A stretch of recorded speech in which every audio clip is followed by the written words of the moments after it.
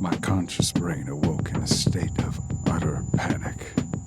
Between my lips was a familiar, unctuous taste. The taste of fresh blood. The boy straddled me. One hand released the ice pick that was dug superficially in my side, and the other, quixotically, his open red umbrella. I heard it click as he let it fall to the ground. He gripped his throat where in a waking dream I had somehow attached myself seconds before, fangs in tow. In the other room I heard the sound of one of my guitars tuning, but realized it was a ringing in my head. I nearly levitated to the bathroom and dug out a length of gauze, returning to wrap his neck as tightly as I could. He had lost all color in his cheeks and was convulsing, a familiar sight. What in the hell happened?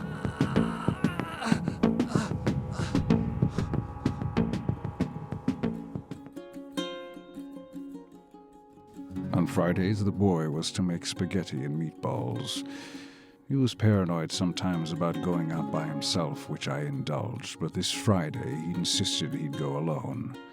I gave him too much cash to go to Bristol Farms on Beverly, but instead he apparently went to the Ralphs on Sunset, coming back with a big logoless paper bag.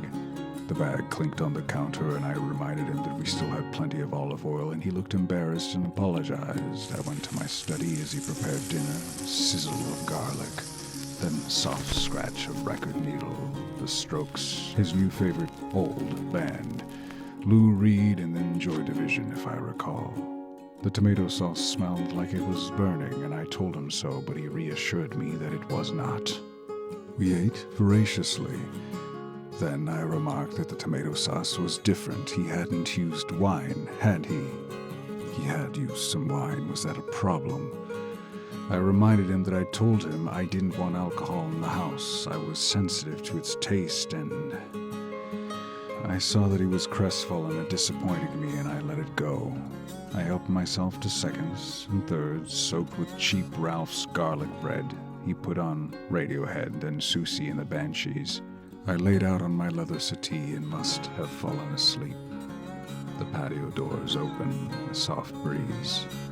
I let myself think of Agatha and of Netto until I was standing there in my apartment, surrounded by the blackness of night, the lights of Hollywood down below surprisingly absent, a slow throb like a heartache, and a tiny ringing in my ear guiding me to the kitchen. Where was it?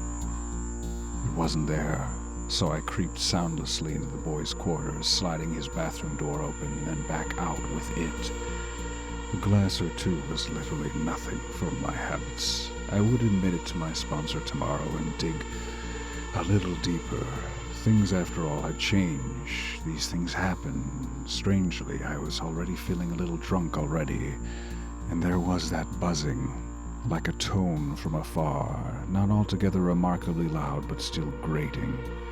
I took the bottle back to my room and savored the cheap vintage, and then the tone may have gotten louder.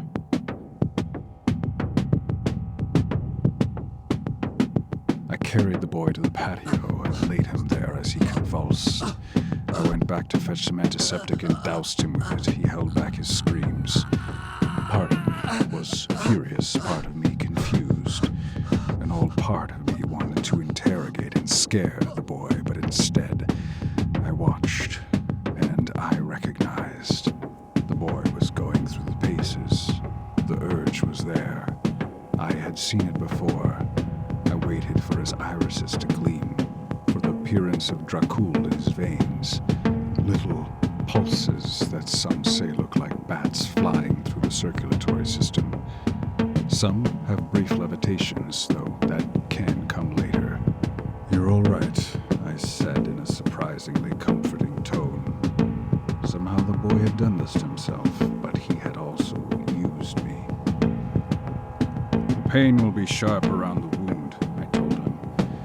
"Your convulsions will grow weaker, eventually stop. Then perhaps you'll have more later, and a day after if you're unlucky, but you didn't lose much blood, so that's not likely." The boy reached for my hand to hold, but I denied him this request.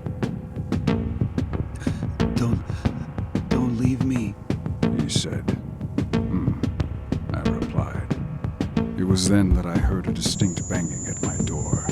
I thought for a second it was the police, but when the ringing commenced again, this time at a far sharper pulse, I remembered then how it had made me pass out only a few hours previous. The boy screamed out, holding his ears, so it wasn't just me. I heard voices outside reacting to him, shuffling of weapons. Again, I was feeling dizzy, almost drunk. My instinct was to meet them at the door and rage in a way I'd long abandoned, but in that moment, I heard Agatha's voice. "Hup," it said.